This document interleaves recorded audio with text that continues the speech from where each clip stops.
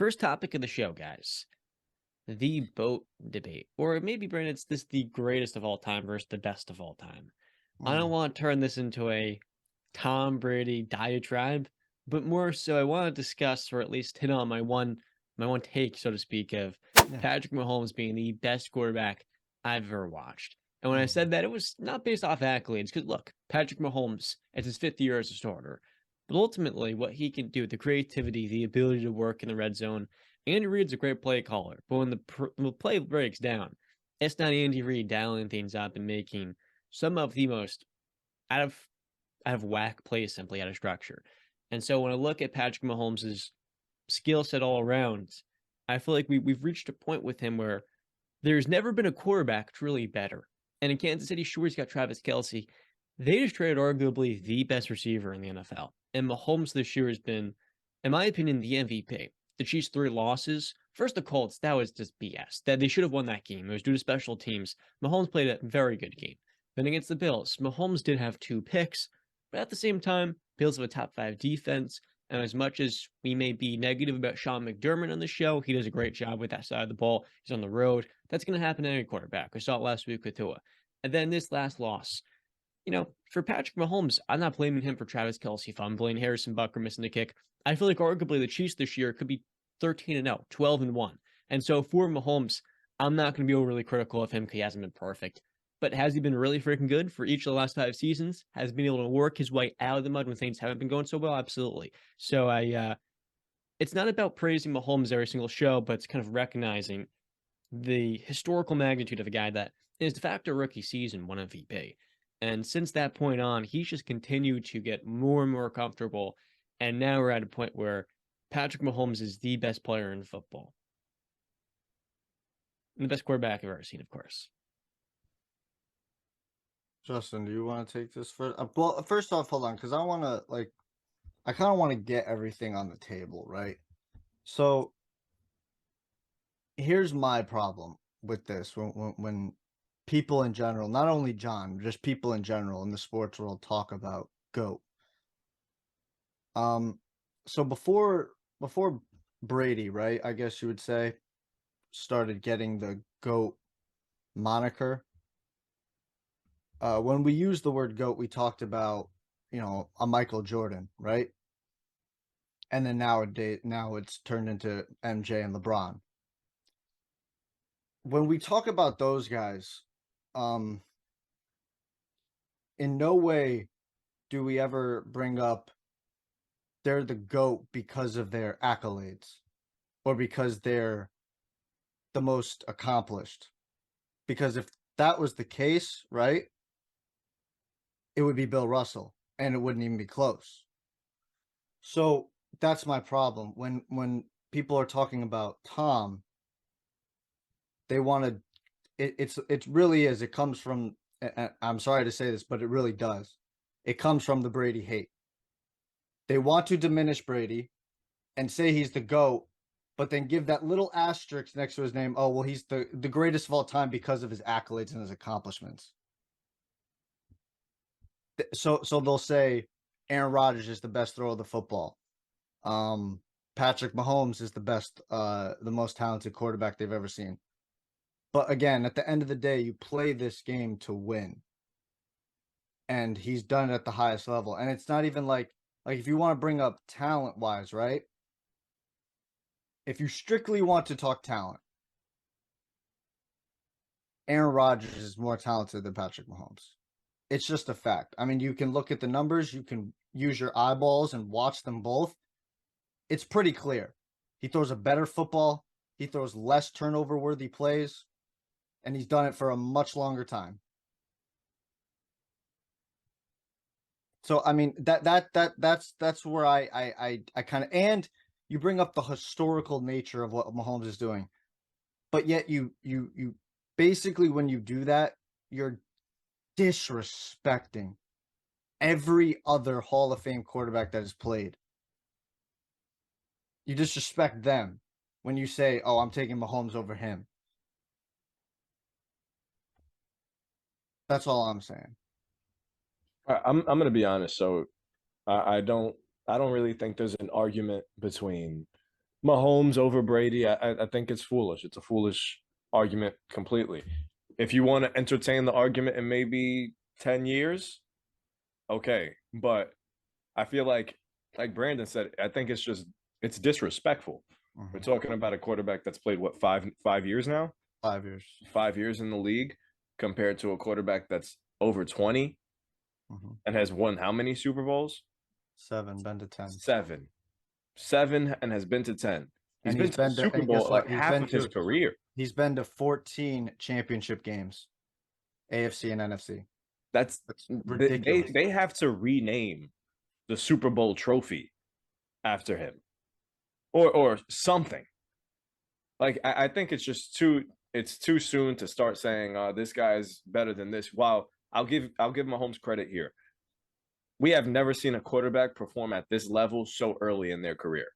That's all right. Dan Marino. His second year won the MVP, threw 48 touchdowns in what was it, the 80s? The 80s. Here's the thing let's bring up too, right? People failed to mention. And this is just, I'm just going to ask you, it's a rhetorical question because we all know the answer. He's also been to 2 Super Bowls. He has, true. But answer me this. This era that Patrick Mahomes has played in, kind of much easier than back in the day, than even like 10 years ago. Defenses are handicapped. The rules are literally in favor of offensive success. Are we going to ignore that fact? Do you see the numbers other quarterbacks are putting up on a yearly basis? There's no debate. You're right. Like, it's crazy nowadays. So I mean, that's hella impressive. Dan Marino in his second season in the 80s, if I'm not mistaken. I think it might have been 85, 86 or something like that. And off the top of my head, I don't know. 84. 84 was his 5,000 MVP. yards, 48 TDs, and an 8.5 touchdown TD percentage. The Dolphins won 14 games and then lost in the Super Bowl versus the 49ers. Okay, and think about that. Think how long that record stood, that 5,000 yards. Breeze didn't break it till 2011. 84 to a 2011. I understand it, right? I get it. But we do also have to bring up that Mahomes is playing in a much easier league than these other quarterbacks that a Brady played in, a Peyton, a Joe Montana, John Elway, Dan Marino, Steve Young, Drew Brees for his early, Aaron Rodgers a little bit. I mean, for me personally, I don't know about you guys, I feel like the league really started to change around 2015-ish, 2016. Kind of right after the Legion of Boom. The Legion of Boom was that last defense that you looked at and was like, you know what I mean? Yeah, but even then, I feel like then too, the quarterback, was super protected. So I would even go as far back as maybe 2010, 2011 is when I think things started to shift. Okay. Yeah. I'm speaking more drastically. I feel like in the last 6 or 7 years is where it really, like, you've noticed, like, it's just been, because even back then, dude, because you remember 2010, 11, what players were playing during then still? Troy Polamalu, Ray Lewis, James Harrison, Ed Reed, Haloti Ngata, Terrell Suggs, these dudes, Brian Urlacher, these dudes would lay hits on you. Patrick Willis. Patrick Willis was a monster. Come on, man. Like, so for me, it's just, and Justin brought it up, right? 10 years, maybe we can start talking about this debate, right? First, Tom Brady really didn't start getting mentioned in the GOAT conversation till, I would say, the Seahawks Super Bowl. Right? And I think he really confirmed it with the Falcons Super Bowl. Like that was the stamp, like, okay, this is, it's over, right? Yeah. 5 Super Bowls. I think at that time it was 3 or 4 MVPs and the greatest comeback in football history. I don't want to effing hear it. It's the greatest comeback in football history. I mean, the grandest stage, the biggest stakes, everything on the line. 17 minutes left, you're down 28-3. I don't want to hear it.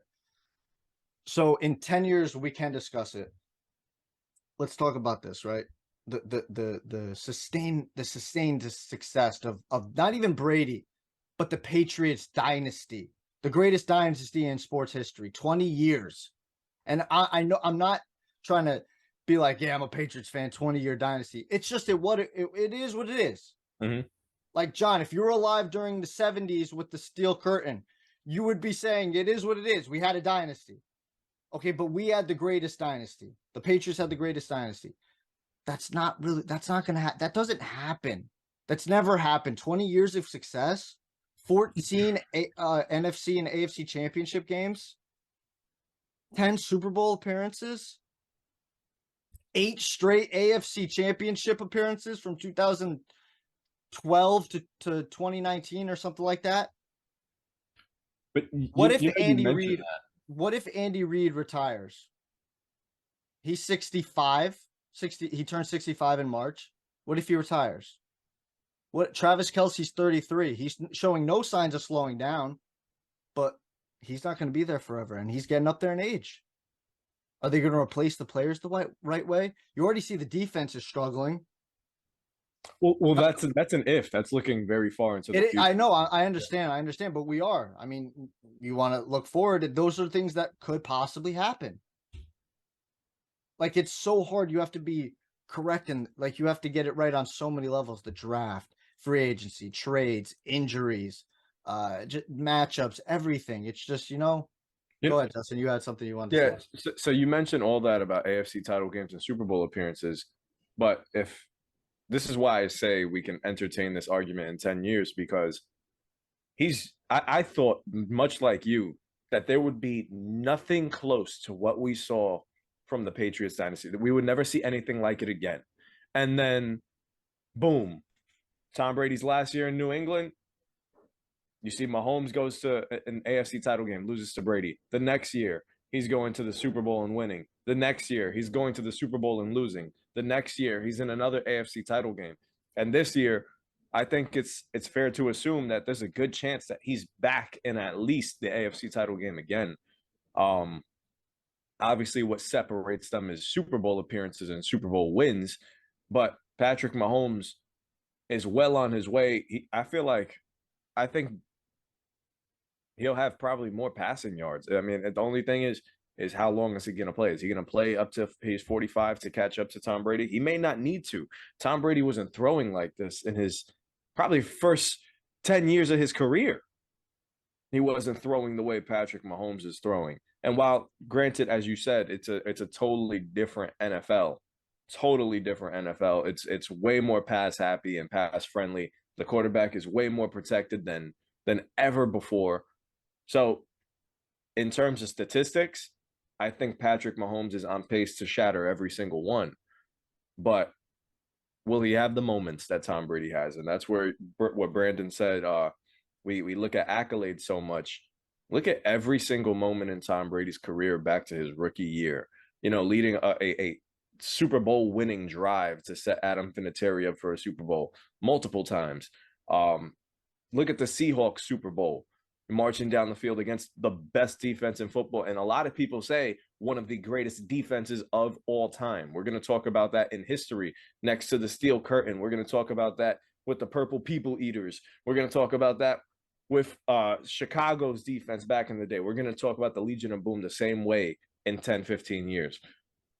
So I think Tom Brady, what really elevates him among the Peyton Mannings, the Drew Breeses, the Aaron Rodgers, the Patty Mahomes, the Dan Marinos, all of them, is the moments that he's had on the biggest stage, always stepping up. My favorite pitcher of all time is Mariano Rivera, closer for the New York Yankees. Tom Brady is a freaking closer. Shuts the door. There's no person that you're more scared of in the fourth quarter. We just saw it on Monday. There is no person you're more afraid of.